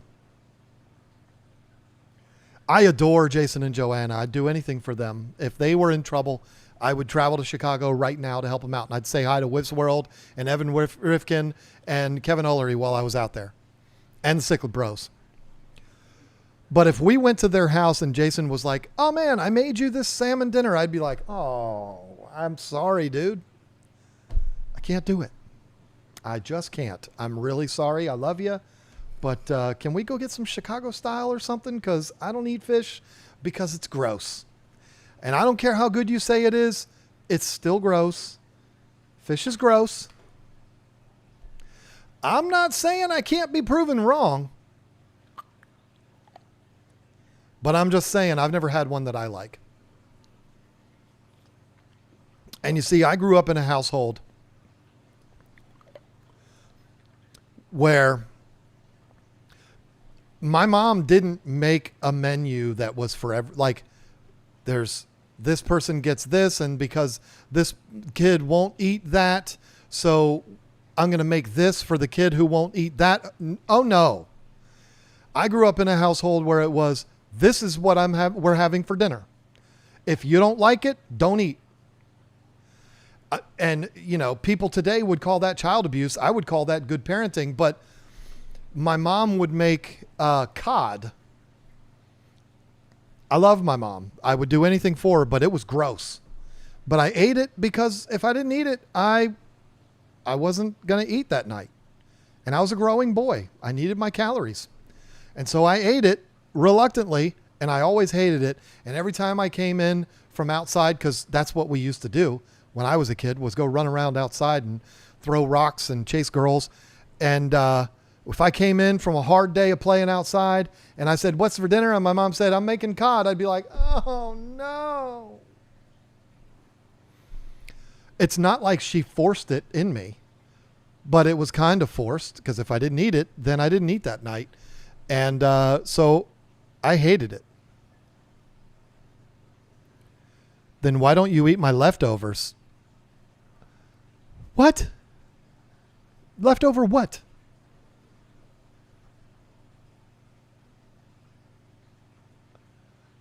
Oh, I see what you're... Okay. I see where you're going with that. My wife, ladies and gentlemen. Depends if that kid has ARFID. It's definitely abuse. I don't know what ARFID. Afraid of their own shadow? Is that what that means? I don't know what that means. I mean, listen. If every time I ate cod, I projectile vomited, I don't think my mom would force me to eat it. And she never did force me to eat it. It was just, this is what we're having. Take it or leave it. If you don't want it, eat a piece of bread.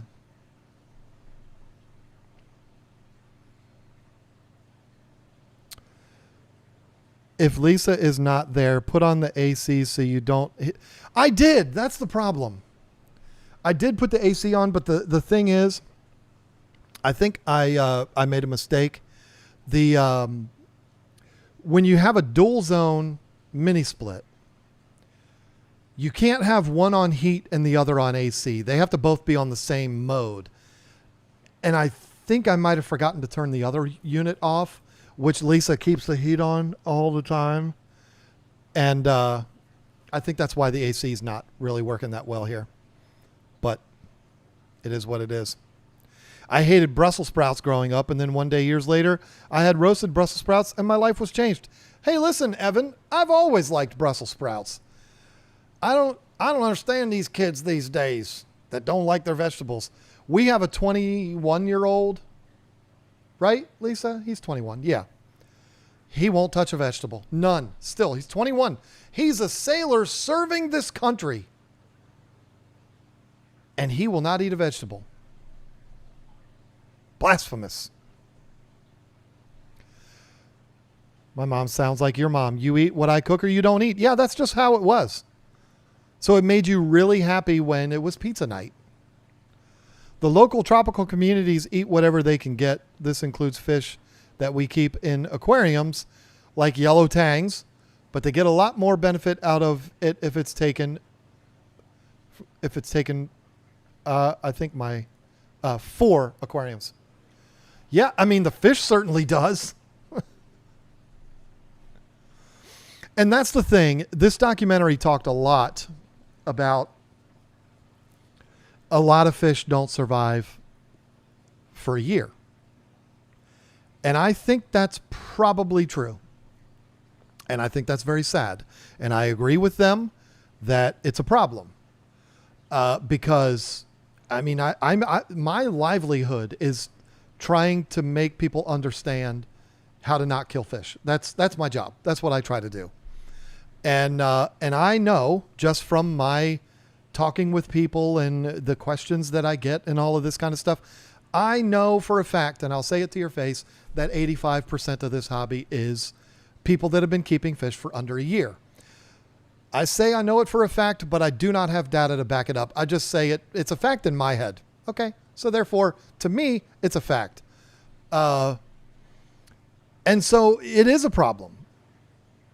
Fish dying within that first year is a problem. I agree. People should learn what they're doing. I mean, you don't hear about that problem with dogs and cats.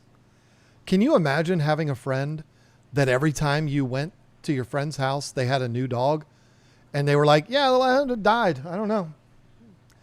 I don't know what happened. I just went in the corner and died. I woke up one day dead. You know, you'd be like, all right, dude, come on now. I'm going to call the police. Why do you keep doing this?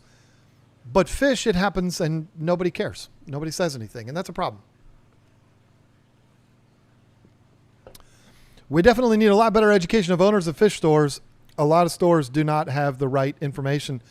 This is very true, Lisa the White Wolf. However, you got to consider today's climate. You got to consider, and I don't mean political climate. I mean, you got to consider that every single person that walks into a fish store is the smartest person in the store. It's just the truth. And it was nowhere near as bad when I had a fish store. But I happen to know a couple of owners of fish stores very well. And they'll tell you, everybody comes in, already knows everything. That you can't tell them anything. They already know. And why do they know? They know because of this. And it's probably my fault because that's what I do. But I'm just saying, we need KG Tropicals t-shirt with I'll say it to your face on them. I would love to do that.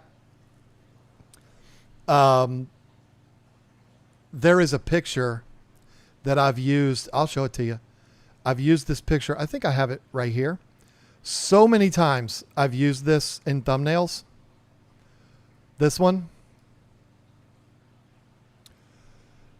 So to get that just in silhouette form, so it would probably need to be like a white shirt with just the silhouette of that and then white letters inside that says, I'll say it to your face. I would love to do that. That would be really cool.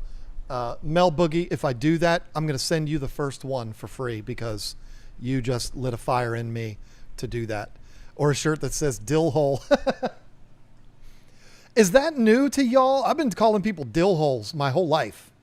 What is a dill hole? I don't know. That's what makes it funny.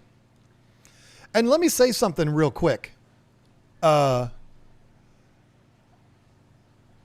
I think it's important.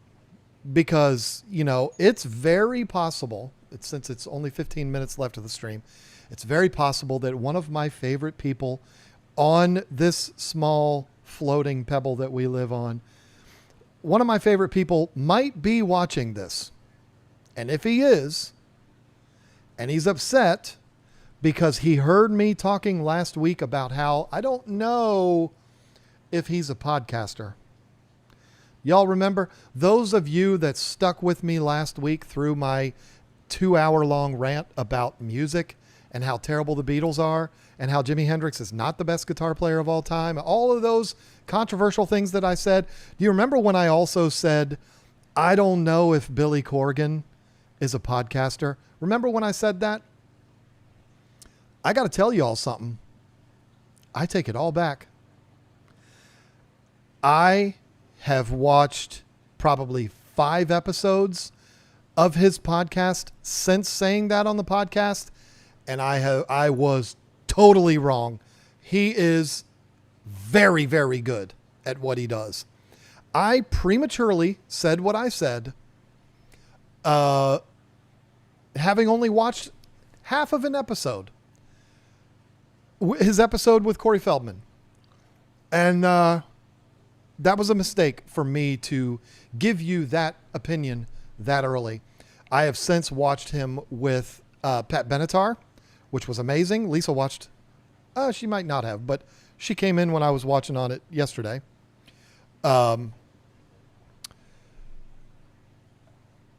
Which other ones did I watch? I don't even remember at this point. I've watched like 5 episodes, and he is a very, very good podcaster. So, Billy, if you are watching, not only are you one of my favorite musicians, not only are you one of my favorite people, and not only would I love to be down in Texas doing a video about the hanging tree and just happen to run into you at a restaurant and you buy me lunch like Adam the Woo did, you're also one of my favorite podcasters now. There you go. I take it back. So because I know you love it when people start a sentence, here we go with so. I sold a puppy back in the day to a lady who came in the next week and bought another, saying the first one got hit by a car. Ooh. It went maybe 2 weeks later and she came in for a third puppy and the second one got hit by a car too. When I asked what was going on, she said she didn't believe in leashes. Thank God. Whip's World third message says, I refused to sell her a third puppy. She got mad, complained to the owner, and actually backed me up on the decision. Thank God. I've had a dog get hit by a car, and it was one of the most traumatic nights of my life. Lisa could tell you. Lisa was the one, bless her. She was the one, because I couldn't do it. She was the one that retrieved the dog from the street. And my son was the one that found her. And it was one of the worst nights of my life. So for that broad to have that happen twice with puppies, somebody should just make her go walk in traffic. Maybe that's what she should do. Have you seen that Bill Burr and Billy Corgan may be brothers? Yeah, that's an awkward situation there, isn't it? I think they are. But Bill Burr is known for being grumpy and cranky. That's how he's always been, but he's gotten so much worse lately. I felt so bad for Billy Corgan when they met up on Howie Mandel's show. That was bad. Like, I felt so bad for him because I was like, man, you're getting humiliated here.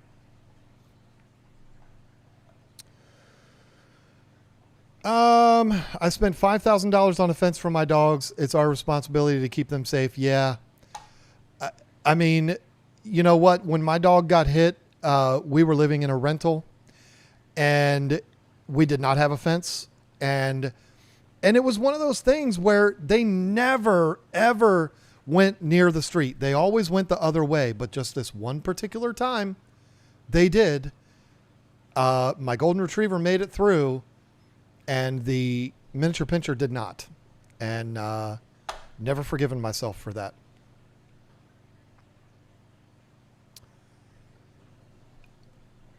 Okay, so 10 minutes left. Did anyone else see the bonus, or not bonus, but like extended footage that was released today by DC Films, the Superman footage? Whew. I watched it like 45 minutes before the live stream tonight. And I went to Lisa when I was on my way out here to the fish house and I said, I'm shook. Like, I just watched this Superman footage and I'm shook. And she was watering the plants. She rolled her eyes like, oh God, here we go. Now I get to hear all about this. I was referring to the woman who didn't believe in leash. No, Leslie, I know. I'm just saying you're absolutely right. I completely agree with you. But yeah, I mean, I felt the same way when that happened to me. Vince McMahon went on Howie and was so annoyed by the first question, he got up and left the studio. That's hilarious. Bill was mad at Howie, not Billy. I felt so bad for him too. I know, you're right, hippie. But he was really nasty to Billy Corgan at the same time. And Billy Corgan's, Billy Corgan is known to be pretty harsh to the industry, but very nice to random people. And Howie Mandel is known for being super nice, overly nice to people. Bill Burr is known for being a grumpy old man. And so you just had these two nice guys. I think Howie was dirty the way he did it. He did it for clicks and it worked. I think it was a scummy thing for him to do. But it was also, I just wanted to smack Bill Burr. Like, come on, man, what's wrong with you? Why are you going to act like this? You're like 58. Come on. You're not 9. I don't know. I became less of a fan of Bill Burr that day. Thank you for educating people so more fish live longer. You really helped me when I was starting. Well, thank you. I hope that I'm glad. I'm glad about that. It makes me very nice. It makes me very happy. But nobody's talking about the Superman trailer, and it hurts my feelings because that was a powerful thing for me. Did anybody see it? It has a lot more crypto in it. We're talking about dogs here. Crypto the super dog. Come on. Marvel just released a bunch of trailers this week. I didn't see that. My dog prefers to run away into the woods and find a deer leg to chew on. That's how Reacher would be. She's gotten so good though. Except it was a problem yesterday. I walk her around our entire property at bedtime. And last night, I think it was pitch black dark, but I carry a flashlight. I was out and I keep her leash, not her leash, but her collar. It's loose. It's not tight on her at all. And I don't use a choke chain. I'm not against them, but it's just a regular collar and it's loose. And sometimes it comes off. And she's gotten so used to it now that if she moves a certain way and it comes off, she just lays down. And it's awesome. Unless she's in the middle of the road. And that's what happened last night. Now, I live in an area that at 10 o'clock at night when I walk her at bedtime, if a car drives by, you're like, who the hell is that? What are they doing on my street? There's like nobody drives through here at 10 o'clock at night. So that's why it wasn't really a problem. It's not like we were in the middle of this crazy traffic and she laid down like in Frogger. There was no cars and she just laid down and I'm like, oh my God, you're such a good dog. That's so sweet. But I would really rather you not lay down in the middle of the street. But it's cute the way she does it because she knows if I run away, I'm going to be in big trouble. So Superman, Doomsday, and Iron Man. Whoa. I heard about the Spider-Man trailer, or not trailer, but name. Is it Brand New Day? But I didn't see a trailer. That's cool. But Superman trailer is always going to trump that. I'm a huge Spider-Man fan. I love the Tom Holland Spider-Man. But Superman, I don't care who it is. If it's George Reeves, if it's David Cornsweet, if it's Batman from Hollywood, or Ben Affleck from Hollywoodland, I don't care who it is, Superman will always trump Spider-Man. 100 times out of 100.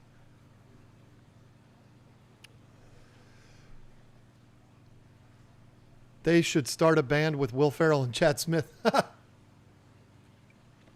y'all see that video of the dude, one of those street performers, playing drums, and he's playing a Chili Peppers song, and Chad Smith is sitting right there watching him, and he has no idea that that's Chad Smith? Like, that's really cool. It's a cool video.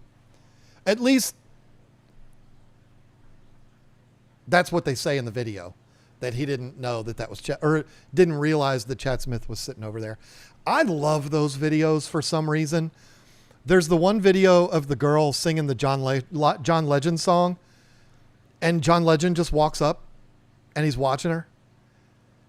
And it's so cool. I don't know why I love those videos. I love watching that kind of thing happen. One of them was Steven Tyler. Somebody was singing an Aerosmith song and Steven Tyler was standing there watching them. And I just think that's so cool when that happens. Thor over Superman, and I'll say it to you. Whatever. The only reason you're saying that is because Thor is 6'5" and blonde, and you are 6'5" and blonde. So shut up. Thor will never trump Superman. How dare you? I don't think we're friends anymore.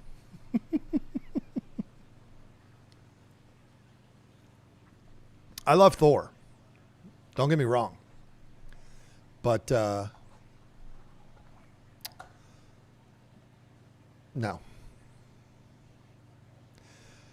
Thor can interdimensionally travel. Superman can barely reach the speed of light. All right, now you listen. I'm not even going to say your name because your name is a troll. You need to stop with your mouth. I will not accept this blasphemy. Barely reach the speed of light. Haven't you seen Superman 1 where he makes time go in reverse? Who do you think you're talking to?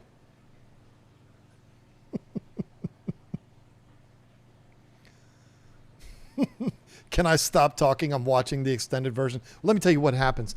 They end up showing an extended scene of when he comes crashing down, and then Crypto comes and saves him, and then they go to the Fortress of Solitude, and then that is what happens. But those is a god. Thankfully, we've got spell check. Speaking of Aerosmith living on the edge,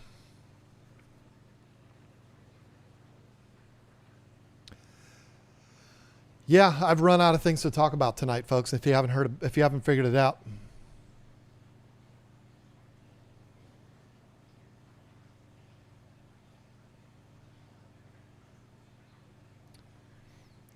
Thor has no kryptonite. Listen, Thor is a Norse god. Okay? He's make-believe.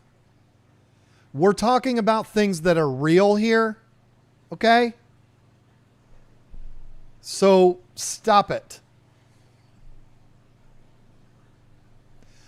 Thor has no kryptonite. What about Hela? I'm just saying. I mean, is that a first? Yeah, I don't have anything to talk about. Yeah, that is a first. But I also want to be respectful of Jason and Joanna. I don't want to get going on something really long and then take up time from them. Thor's the god of thunder, lightning, storms, and strength. Yeah, and you are ugly. Like I know what SC, whatever your name is, you know I'm just joking. That's my favorite line from Ace Ventura: Pet Detective when Courtney Cox is saying something to him and he just says, yeah, and you're ugly. That's just hilarious. I piss myself every single time I see that. And so that was my first opportunity to actually say that to someone. And whoever it was that said that might be a supermodel. I don't know. But I didn't mean to be mean there. Lisa, virtual reality Steven Spielberg movie. Oh, yeah. Are we talking Ready Player One? I never saw that. I don't know why. Just never did. Superman is real. Yes, he is. He is the last son of Krypton. He was sent here as a baby, and he was raised on a farm in Smallville, Kansas, by John and Martha Kent. Very nice people. Unfortunately, Jonathan Kent died middle-aged of a heart attack right in the driveway. It was very sad. And, he was raised with morals, and he was raised to believe in truth, justice, and the American way. Not a better tomorrow. No, the American way. That is how those were the principles that he was raised by, and he lives by that. And I'm just going to say this, and then we're going to get out of here. I'm going to get out of here because it's hot, and I want to go sit in the air conditioning. That is the one place, in my opinion, that James Gunn will fail if they give the motto truth, justice, and a better tomorrow. If they say that in that movie, I'm going to be really angry. But I believe in James Gunn. I believe that if they say it, it'll be truth, justice, and the American way.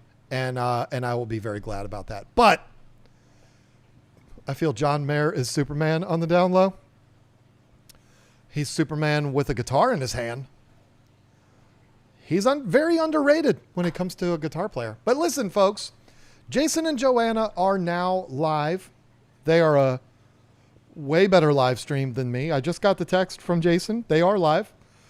I do not have the redirect set up because I set this live stream up like 4 days ago and Jason hadn't scheduled his yet. So I'm just going to rely on you to manually go over there. Hey, you better behave.